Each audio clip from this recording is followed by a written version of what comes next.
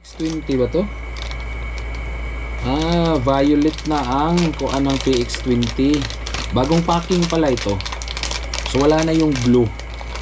So ayan, papakita ko kung ano ang pinagkaiba. Di ba violet? Sana makita ninyo. Violet ba? Kita ba violet? Ayan. Sana makita. Violet yung mismong itong hinawakan ko. Violet ito mismo, itong hinawakan ko. Meron ko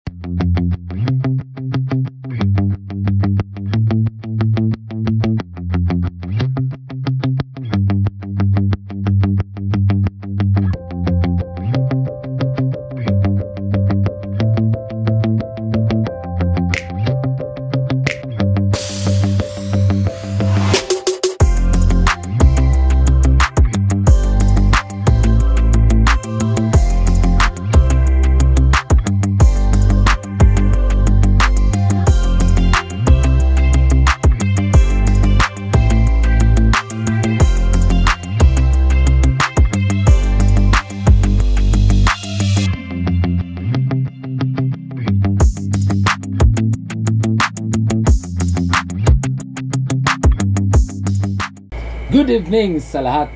Welcome back sa ating panibagong vlog, panibagong tutorial na naman. So, thank you so much for patiently waiting sa mga naghihintay ng ating mga vlogs. Ito, sa kadahilanan ay na-busy tayo sa mga actual setup or deployment in some regions or areas. So, kagaling lang namin ng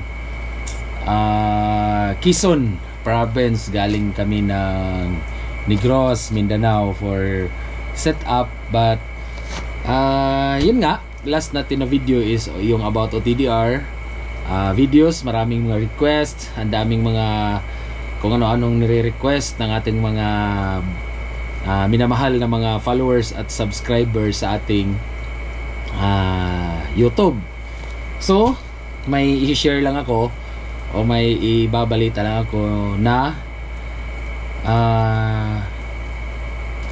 ito na yung huli nating vlog sa Fiverr. So yeah, nakakalungkot pero ibabalik na namin yung literal namin na vlog talaga, yung kung saan kami nag-i-enjoy, yung sa overlanding at camping vlog. So ako'y nag-ano pa rin na sumusuyo sa inyo na suportahan nyo pa rin yung aming vlog na camping kahit hindi na siya Fiverr related na mga videos. So pag sinabing camping, yung mga car camping, yung nagka-camp sa area, nagka-camp sa campsite. So magkikita-kita pa naman tayo. So siguro kasi balak ko set upan yung sasakyan ng Starlink, and magdadala pa rin ako ng mga ganito kung sakaling magka-oras tayo ng malaki talaga at pinaka main concern ninyo is yung fiber optic na mga topic, gagawin pa rin natin. So kumbaga ganun lang. So siguro sa ngayon, dahil isi-set up ko yung sasakyan, yung puti, i-reveal ko na lang din sa inyo sa next video kung ano yung gagawin natin doon sa sasakyan for camping gears, camping equipments. So itry pa rin namin na balikan yung dati naming talagang doon kami nagsimula o nag-umpisang mag-vlog. Kahit i-back view ninyo, bumalik kayo dun sa pinakauna, makikita nyo na yung vlog namin is all about camping. So ngayon, hopefully, so sa mga next video siguro natin mga camping na pag na-set up pa na natin ang power station, kasi bala kong tumawag sa Blueity kung meron silang discount, kasi hindi pa naman sila mag-o-offer ng tawag dito ng sponsorship dahil nga magbabalik camping content pa lang tayo. So pag nasit up pa ng power station, may dala tayong OLT, mga kung ano-ano, mga concern ninyo. Bala ko rin yun nga, Starlink, yung camping car, yung camping natin na car. At gagawa pa rin tayo ng mga videos na mga requested. So nandun pa rin yung ano natin, yung connection. So sana suportahan nyo pa rin. Kasi gagawin namin yung makakapag-relax na sa ating mga isip, sa puso, sa mga buhay natin. So yun nga, this would be the last set up siguro na gagawin ko. Papunta ito ng Mindanao. So sir, thank you so much sa pagtitiwala. Kahit busy tayo, nabayaran niya na to ng almost 2 weeks. But ngayon ko palang ma-unbox, ngayon ko palang siya maasikaso. Pero ito nga, dahil sa kabisihan natin, gagawa pa rin tayo ng videos. Di nga lang siya ganun ka sunod-sunod, pero gagawa pa rin tayo. So kumuha siya ng purpon na OLT at i-unbox natin, papakita ko. Ayaw din ni sir na magpa shoutout sa vlog, magpa reveal sa vlog, pero umuki siya na i-vlog natin. So unbox natin, tara. So yun lang, dandahan lang na hiwain. Okay, malaki to, pizza box size, dahil purpon. So yun pala, sa mga nagme-message, ay baliktad, sa mga nagme-message pala sa ating Facebook, ako po ay humihingi ng paumanhin pag hindi ko po kayo nasasagot lahat, kasi nga dahil nga sa kabisihan natin. Pero yung sa mga nasagot ko naman, thanks God, at na ito Bisol. So napakalaki niya, pizza box talaga siya. Okay, so unbox natin. Alam ba ang harap nito? Alam ko ito, Bisol Purpon 2AC 4 pieces PX20+++. Yung ipon pala to, yung jipon, hindi ko na ano, kaso na-deploy na yung jipon.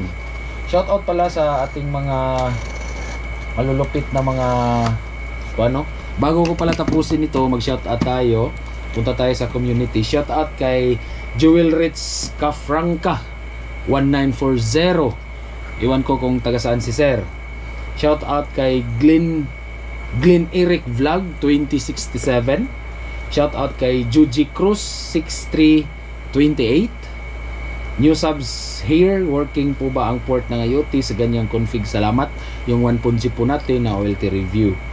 Shout out kay J Rose -U 7WX. Keep it up the good work, Lods. Shout out kay DU 3020-X3Q. Paano kung jipon tapos 16 napbox 1/8 splitter kaya boss, kaya reading ng last nap? So yun pa rin, yung mga ganyang request na magpapagawa sila, that was 9 days ago or 10 days ago. So hindi natin nagawa, no? So hopefully magagawa natin. At shout out kay Valentin Bialin 9559. At tatlo, Alvin Pasqua 5433. At shout out kay Remart Baskog 4869. At dalawa na lang. Shout out kay Invento TV 1022. Shout out sa iyo, sir, kung nasaan ka man. God bless po sa inyong lahat. Sir, ano po ba active? Sir, paano nyo ba na pa-active yung PPPoE sa modem? Kasi nakakonect na agad sa video yung dalawang jipon. So yun, mga simpleng video, simpleng concern na alam natin na basic lang sa atin, pero sa mga nag-uumpisa, iintindihin din natin. Kaya yung mga ganyan, gagawa natin ng video kay Aloy TV 9487. Sa January pala pupunta ako ng Samar. So sa mga Samar natin na mga followers dyan, subscribers, magtipon-tipon tayo. So kain-kain siguro tayo, coffee, ganyan. So update na lang po kayo sa Happy Ant TV na Facebook page. Hindi ako nagpo-post ng FTTH sa aming Facebook para ang kadahilanan, ang rason, gusto kong mabuo kayo doon sa YouTube. So kung may concern kayo, message kayo, nagre-reply ako. Wala akong any upload about sa FTTH sa Facebook. Pwera lang kung malakas yung signal sa area at nagkataon na nag-deploy tayo, yun, magla-live ako nun. Pero madalang lang yun, bihira lang. So maraming to si Alloy TV. Sir, kung pwede sana tutorial mag-config ng Visual 1.0. Salamat, laking tulong talaga ng videos mo. Yes, thank you so much. At itong last na lang talaga, 2 weeks ago. Dalawa kasi maraming nagpapa-shoutout. Isabay na natin. Shoutout kay Koreanong Tisoy 1, idula ni mo boss, maupapaglantaw nako, nakabalo dayon ko. I know Bisaya siya. So, shoutout kay Koreanong Tisoy 1. Shoutout kay Buloy Das PH1 IS. Maayo gani nakakita ko og ingon ani nga vlogger nga dili hangol sa nakatunan, gina-share gyud sa mga first timer. Salamat master sa idea, upgrade na ko pohon, ingon ani anha ra ko palit nimo sa mga gamit. So yun nga pala, maraming bumili ng mga gamit sa atin sa damakmak na. Kaso hindi natin gawan agad ng mga videos kasi sunod-sunod yun. Actually, yung last ko na video na i-upload ko or yung huli kong video na ginawa sa Bicol, i-upload ko is ilan na yun? Buwan na ata mahigit. So, wala pang mga bagyo-bagyo yun. Yung gumuho, yung Baaw Bridge sa Bicol region, wala pa. So, hindi ko pa na-edit. Ngayon, gusto ngang makita ni Sir na itong nabili niya, i-unbox natin. So, ito na Sir. So, alam kong mapapanood mo to. Tama na ang shoutout muna.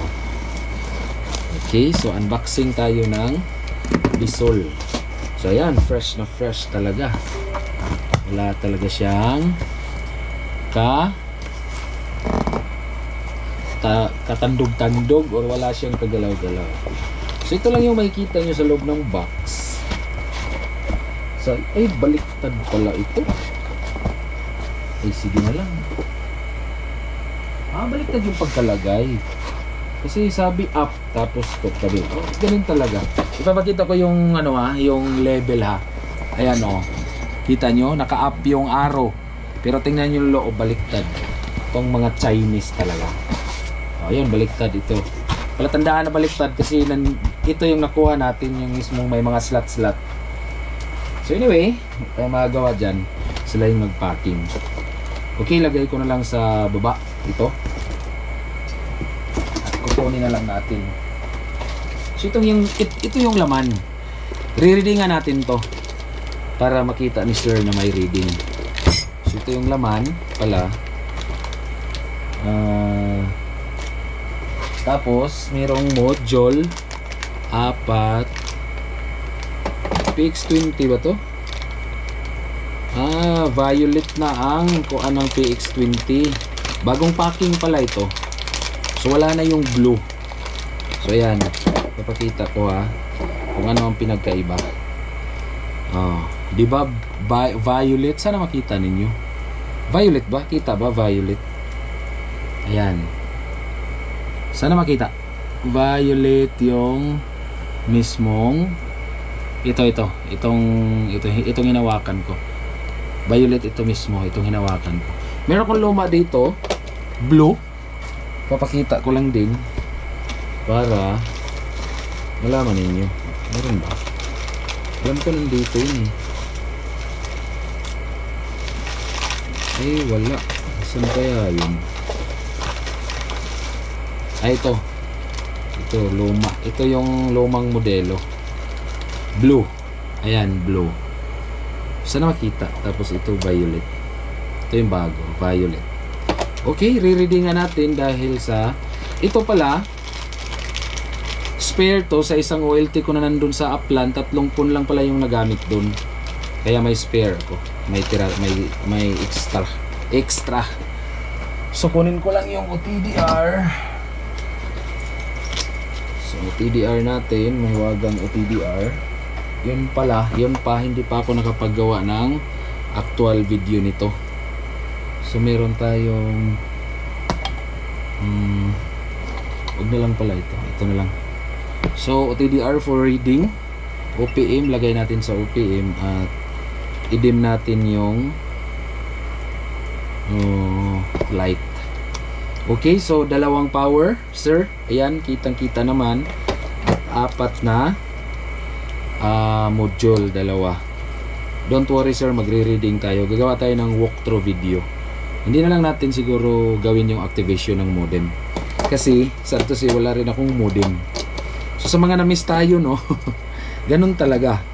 Hindi talaga natin masabi kung paano tayo ibibisi ni Lord. So anyway, yan, unbox lang tayo. Okay, lagay natin doon. So this is your OLT sir, dalawang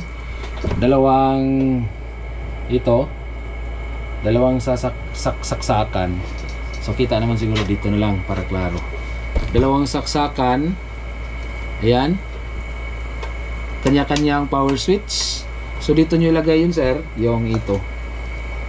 So gusto lang niyang magpagawa ng walkthrough video. Okay, i-on natin mamaya pagkakuan. So ayan yung label niya. Visul. Porpon, ipon. So sa harap sir, ito yung ano nyo, explain ko lang. Ito yung ipatakilid ko na lang, no. Ito yung GE port ng 10G, yung kable na SFP module na machine crimped. Ito yon 10G. Tapos ito yung sa PON mo, PON 1, PON 2, PON 3, PON 4. Ang PON sir ay merong square na yung number ay pinasok sa square. Tapos may nakalagay na PON. Yung kabila nakalagay naman GE/10G. GE means input, uplink nang galing ng Microtech. Tapos ito RJ45.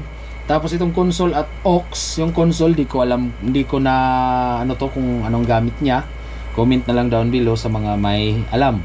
Itong aux, auxiliary, stands for auxiliary itong aux.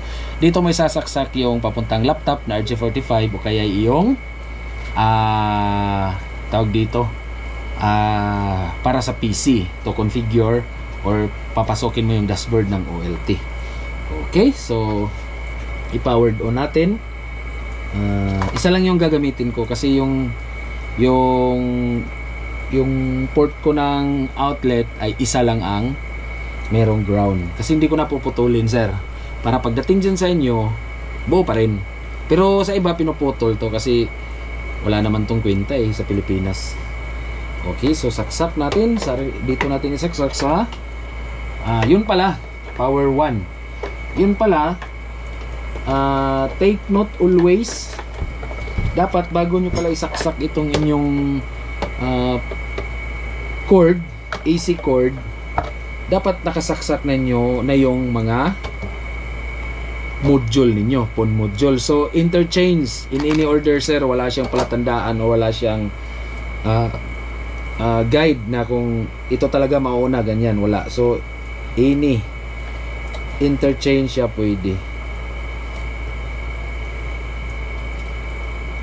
siyang baliktad. Kaya malalaman nyo naman na tama kasi yung pagkalagay niya ito, yung label, itong label sir, label pala, pasensya Bisaya yung label ay nasa taas. So ganito ang paglagay, papakita ko lang, nalagay ko na yung isa, ganyan sir. So ganyan ang paglagay, yung label nasa taas, yung sa baba wala siyang label, ganyan lang. Okay, tapos PON 3 at PON 4. Okay, so yan ang inyong OLT na okay na, meron ng module. So mag-reading tayo, ipaharap ko kaya. So pwede ko naman siyang patindugin ba? Ayan, patindugin ko na lang. Saksak natin sa ating, patayin muna natin yung ating switch.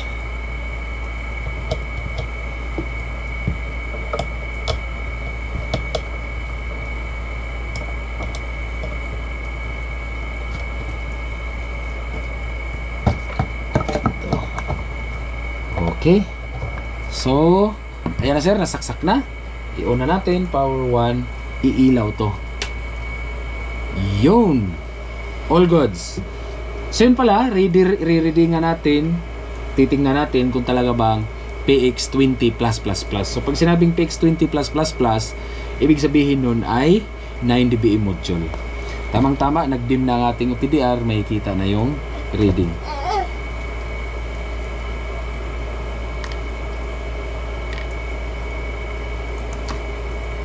Nagising yung aking baby.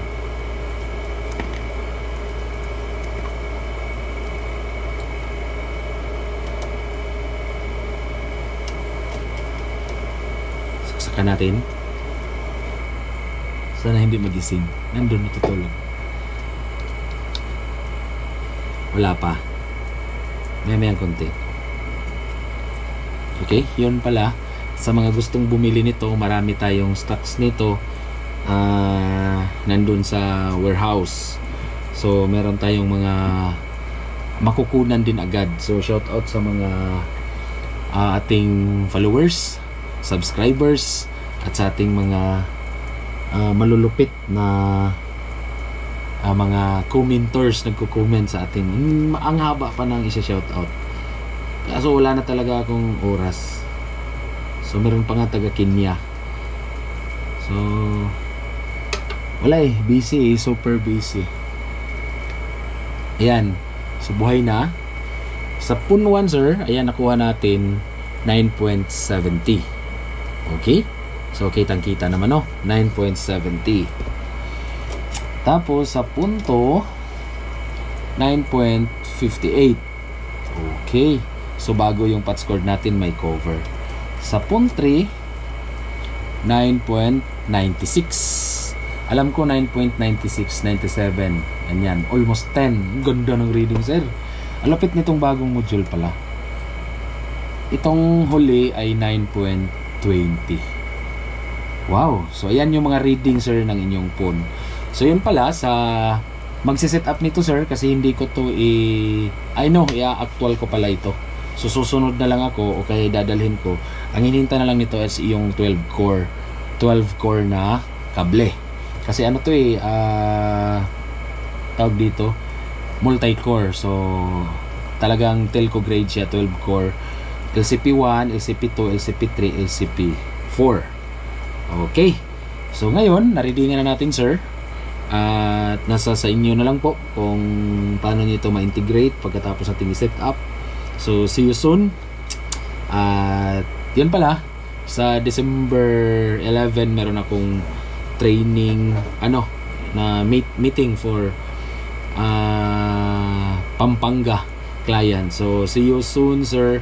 At kukuha siya ng yung 512 na client setup. So tapos bago kami kung ano yung maging resulta ng usapan namin, pupunta muna kami ng Masbate, tapos diretso ng Bicol. Shout out kay Sir Sherwin.